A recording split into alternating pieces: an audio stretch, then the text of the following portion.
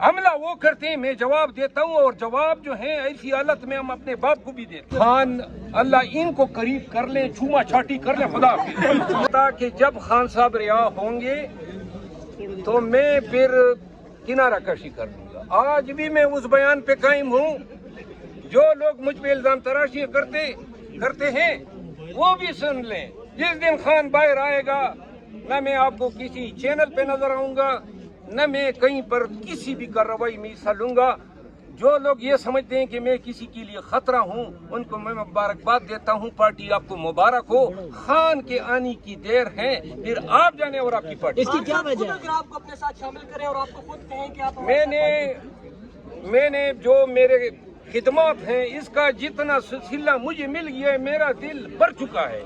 میں اب خان کی رہائی تک کا منتظر ہوں، اس کے بعد میں کنارہ کش ہوں گا۔ مجھے یہ البتہ خان صاحب کا حکم ہمیشہ سر آنکھوں پہ، لیکن میرے دل میں اب اتنا زور نہیں ہے کہ پھر ایسے لوگوں کے ساتھ میں رہوں جو لوگ، یعنی آپ دیکھیں نا، نون والے اور پیپل پارٹی والوں نے اتنا مجھے نہیں کہنا چاہیے جتنا اپنے لگے ہوتے ہیں، اور ایک الزام لگتا ہے کہ اس کے ہر ایک کے ساتھ جھگڑا ہوتا ہے۔ میں کلمتاً کہتا ہوں کہ آج تک میں نے کسی پی ٹی آئی کے شخص کے خلاف بات نہیں کی ہے، میں نے جواب دیا ہے۔ حملہ وہ کرتے ہیں میں جواب دیتا ہوں، اور جواب جو ہے ایسی حالت میں ہم اپنے باپ کو بھی دیتے ہیں۔ مرزا صاحب آخری سوال ہے، لوگوں کو کیا اس بات سے خطرہ ہے کہ آپ کھل کر بات کرتے ہیں، آپ خان سے زیادہ قریب ہو جائیں گے تب آپ کے خلاف؟ بھائی خان اللہ ان کو قریب کر لیں، چھوما چھاٹی کر لیں، خدا حافظ۔ میں اس کو یہ بتانا چاہتا تھا کہ یہ میری خواہش ہے، اور یہ ہر مہینے کی خواہش ہو سکتی ہے جو اپوزیشن سے ہو، لیکن ایک بات میں بتا دوں، وہ یہاں پہ غلطی کر گیا۔ اس نے میرے کال کے جواب میں میرے لیے ولاگ کیا تھا، وہ اپنا ولاگ بتانا بھول گیا۔ مروت صاحب، پارا چنار کے حوالے سے جو وہاں پہ ظلم ہو رہا ہے اس حوالے سے آپ کا کیا موقف ہے؟ پارا چنار میں جو ظلم اور جبر ہو رہا ہے اس کی مذمت کرتے ہیں، جو ان لوگوں کی ناکامی ہے ان کی بھی مذمت کرتے ہیں، اور میں یہ سمجھتا ہوں کہ شاید پوری قوم جو ہے ان بچوں کے، ان مقتولین کی مجرم ہے کہ ہم دیکھتے رہے ہمارے بچے مرتے گئے۔ میں یہ امید رکھتا ہوں کہ ابھی جو صوبائی حکومت نے امن کے قیام کے لیے جو ایگریمنٹ کرایا ہے اس پہ دونوں متعارف فریقین عمل کریں گے۔ مرزا صاحب ابھی آپ پی ٹی آئی میں ہی ہیں، ابھی آپ پی ٹی آئی میں ہی ہیں، لیکن ہم نے دیکھا کہ ابھی آپ نے کہا کہ ڈیجیٹل دہشت گرد، تو یہ اصطلاح وہ ہے جو کہ حکومت بھی استعمال کرتی ہے، جو پی ٹی آئی کے ایکٹیوسٹ ہیں ان کے لیے، اور پی ٹی آئی کے لوگ ڈیجیٹل دہشت گرد نہیں ہیں۔ تو سر کون ہے، آپ نام لے کے بتا دیں۔ ہر وہ شخص جو جھوٹ بولتا ہے، ہر وہ شخص جو ڈالر کمانے کے چکر میں غلط بیانی کرتا ہے، ہر وہ شخص جو لوگوں کی پگڑیاں اچھالتا ہے، ایسے لوگ جو ہیں قابل نفرت ہیں، لعین ہیں، ایسے لوگ حد درجے کے بغیرت ترین لوگ ہیں، ایسے لوگوں کو چھوڑ دیں نہیں چاہیے۔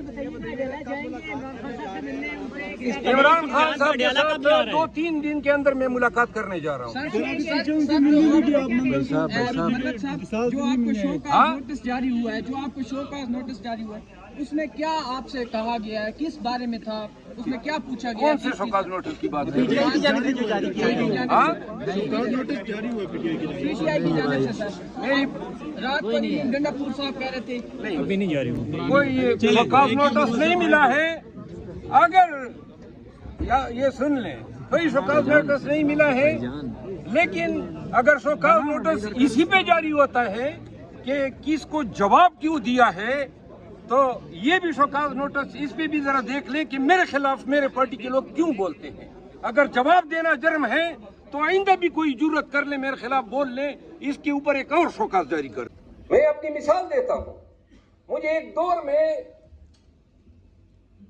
میرے ساتھ سب کچھ ہوا، اخیر میں کہا جی پارٹی سے نکال دیا، تم لوگوں کو پتا ہوگا، لیکن جب سوابی میں جلسہ ہوا، لاہور میں جلسہ ہوا، تو پورا پاکستان کھڑا ہو گیا مروت کے نعرے۔ آج بھی میں پی ٹی آئی میں موجود ہوں۔ جب آپ سرنگو ہوں گے ظالم کے آگے، جابر کے آگے، اور یہ وقت زیادہ نہیں ہوتا ہے،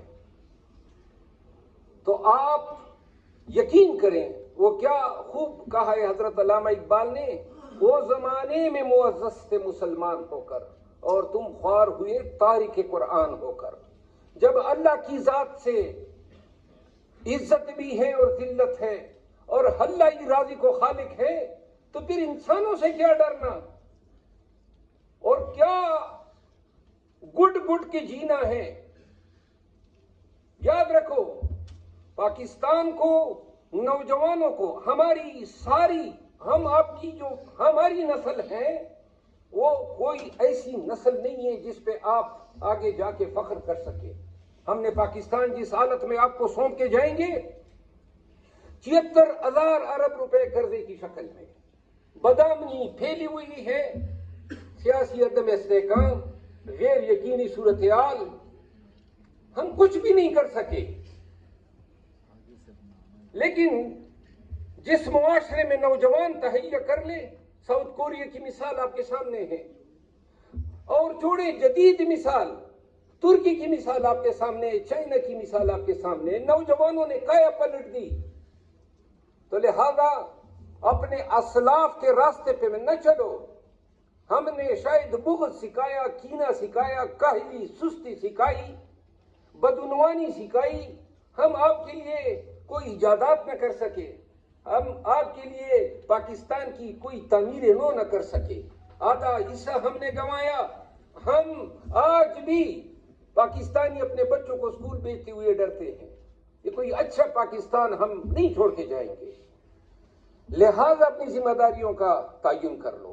نوجوانوں، آپ نے پاکستان کو سنبھالنا ہے، آپ نے ہی پاکستان کا مستقبل بنانا ہے.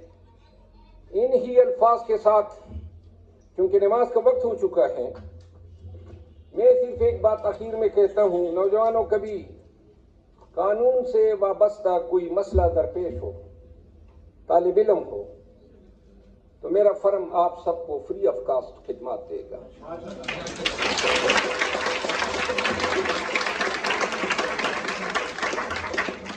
جاتے جاتے یہ فکرہ یاد رکھو، کبھی کسی بدماش، بلی، غنڈہ، چاہے وہ وردی میں ہو، چاہے وہ سوشل میڈیا پہ ہو، چاہے وہ بازار میں مون سے تھان کے چل رہا ہو، کبھی ایسے آدمی کو جو ہے اپنا مولا نہ بنانا، کبھی ایسے آدمی کے آگے سرنڈر نہ کرنا، بلکہ میری تو مانو ایسے تمام لوگوں کو خوب ادموا کر کے جاؤ تاکہ کسی کی جرت نہ ہو. ایک دفعہ عزت دو گے وہ راستہ بنا لیتا ہے. وہ دیوار کیا گری میرے کچے مکان کی، لوگوں نے میرے صحن میں راستے بنا لیے.